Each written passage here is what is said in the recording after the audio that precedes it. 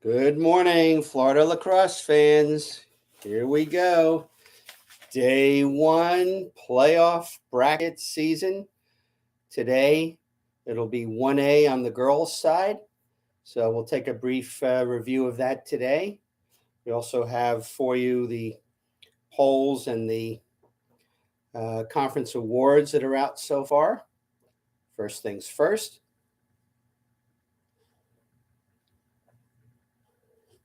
Good and hot. Lee Roggenberg, Florida Lacrosse News, welcoming you to Warm Morning Coffee. If you haven't already done so, please subscribe to the YouTube channel. That subscribe button gets awfully lonely, as well does the like video button. So go ahead and hit that too. Believe me, YouTube does pay attention to that stuff. Let's start off, first of all, with a big congratulations to St. Andrews' Sean Jordan, the long stick midi, was named in the first 11 of the Under Armour All-American game. FLN friend Booker Corrigan helps coordinate that. Corrigan Sports Enterprises runs the event. It's an all-star game played in the, I don't know if it quite gets to the summer. It might be late spring. Pretty sure it's around that kind of early June time frame. And it's a wonderful all-star game. It's the elite all-star game. Anyone who gets chosen to it is it's quite an honor, quite an accomplishment. Florida's had a handful of players both on the boys game and the girls game. And Sean, that's just a wonderful accolade for you. It's something that never goes away the rest of your life. And so congratulations from us and from the whole Florida lacrosse community. Okay, let's just get the college out of the way so I can focus on the girls 1A bracket. On the polls, the IWLCA Division I women's poll, Florida number 10, Jacksonville number 21. D2, Rollins 10, Florida Southern 11, Embry-Riddle 12, Tampa 13, Lynn 17, St. Leo and Florida Tech with votes. Only 4 of those 5 of the 10 through 17 will make the Sunshine State Conference tournament. It's been a terrific year for the women in our area nationwide. Inside Lacrosse Media Men's D1 poll, Jacksonville now up to number 7. Congrats, Dolphins. Congrats to Coach Galloway and the players. USILA D1 also has them at number 7. The USILA D2 still has Tampa at number 1. Florida Tech 12, Rollins 13, Florida Southern 14, and Lynn got a couple of votes.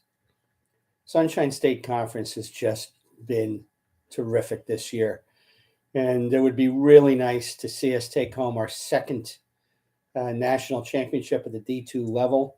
Tampa's come close a couple of times. St. Leo made a final. Florida Southern on the women's side is still the only one to actually win the championship from the conference, but it looks like we're set up to have another possibility this year. In the AAC, the awards came out. Florida's Sarah Resnick, Defensive Player of the Week, and Florida's Emma Lopinto, the Freshwoman Player of the Week. In the Sunshine State Conference Men awards, Florida Tech's Zach Rouse-Gagne was the Offensive Player of the Week.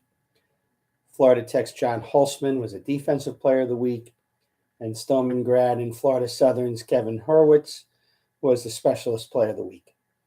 On the women's side, Lynn's Sydney Hill, the Offensive Player of the Week, and Embry-Riddle's Elizabeth Ninesling, the Defensive Player of the Week. Congratulations to all of you. Okay, I put up some first comments yesterday about what might happen today with the girls 1A region in the first round. Those of you who read it, you know that I think the 2 easiest locks in the whole thing to get to the Final Four are Lake Highland and Episcopal School, and they will be possibly facing each other in the final. Depends obviously on, I'm sorry, in the semifinal, because this year the FHSAA has decided that they will reseed. So number 1 versus number 4 and number 2 versus number 3 of the highest ranked teams in their rankings. So right now, if you looked at the top 4 numbers, it's basically Lake Highland at 1. I'm sorry, yeah, Heritage Del Rey at 1, Lake Highland at 2, Pinecrest at 3, and Episcopal at 4, if my memory serves correctly. And so we'll see how that plays out. But that could be that can't occur because Pinecrest and Heritage Del Rey are in the same region. So the highest ranked team in the next section would be Out of Door Academy at number 6. So basically, let's start off. Episcopal School ranked 4 is hosting Seacoast Collegiate 42. That's a tall order for Episcopal, never mind the travel. In the next round, number 4 and 5, Oak Hall hosting Gulf Breeze. Gulf Breeze winning their district. Finishing second in their district. And this is 30 versus 29. So this is obviously a pretty close game. When I looked at the notes that I made on this game, Gulf Breeze had this hardest strength of schedule. They actually did some travel this year, which will certainly help them prepare for this long trip to Oak Hall. And I think this is a good possibility where Gulf Breeze can get the win. St. Augustine is hosting Bowls. St. Augustine has a much higher strength of schedule. Even though they're in pretty close to each other, they did not play this year. I look for St. Augustine to win that one. Pensacola Catholic is hosting Menendez. Again, very difficult trip for Menendez. Pensacola winning the district. Very similar strength of schedule. There's really not a lot of common opponents to choose from. I would suspect that it's going to be a pretty close game.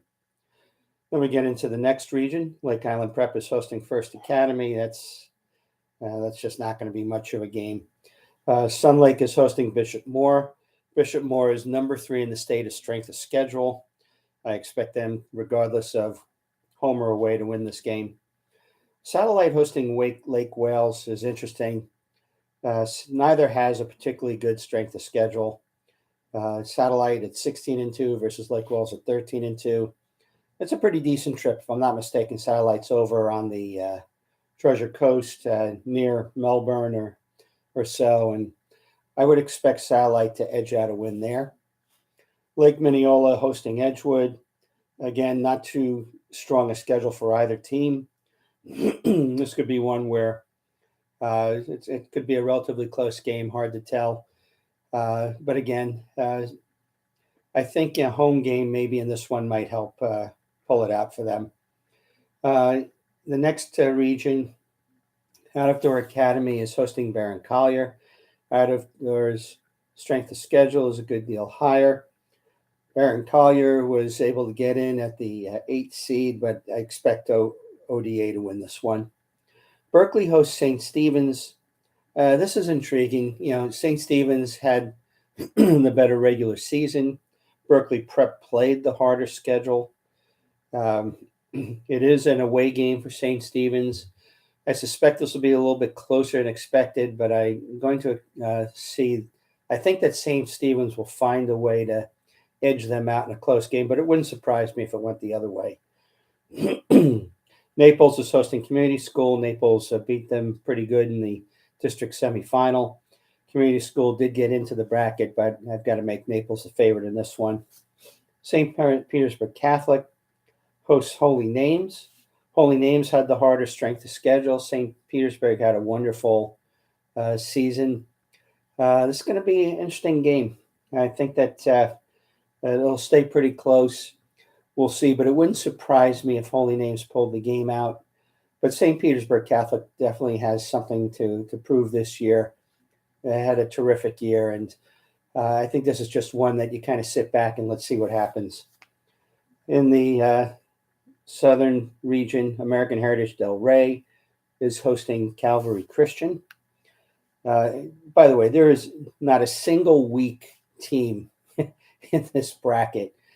And frankly, someone had asked if there was, if there was a team, if one had ever lost to an 8 or something along those lines. Obviously, this is only the second year of that. This is only the first year of that, anyhow.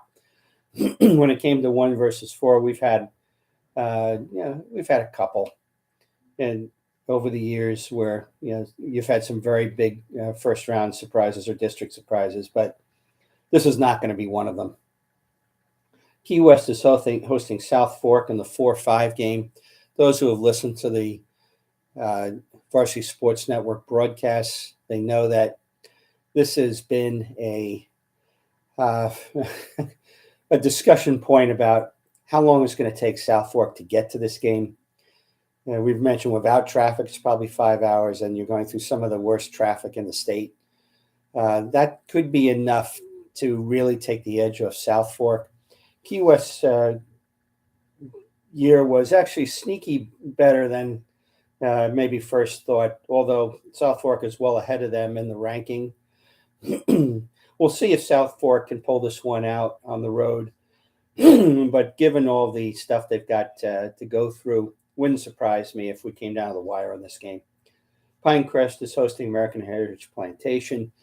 Again, if you read my preview article yesterday, the quick takes, you'll noted that I kind of noted that in the regular season, Pinecrest beat them easily. Then in the district, it was actually only a 2-goal game. And if American Heritage Plantation has improved that much over the year, then this could be one to watch for. We'll see how it's played. I don't know if there were people missing from the game or not, but it's definitely one to keep an eye on. And then in the last game, we have Benjamin hosting Kings Academy. This kind of harkens back a little bit to the old days where I might watch a St. Andrews Oxbridge first round game or a St. Thomas game in the first round of the playoffs against someone strong, and this was just always so much fun to sort of get through when you have 2 really highly ranked teams going out in the first round.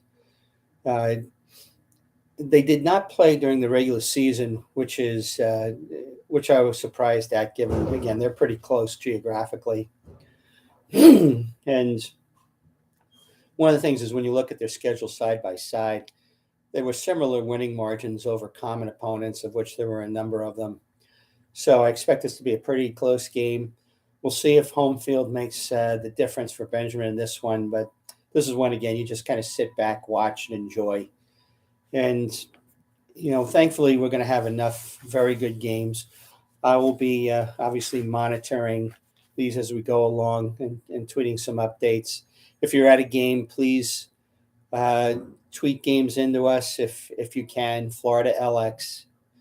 And those of you who have my phone number and want to text updates, please feel free to do so. This is it. Now we play for keeps.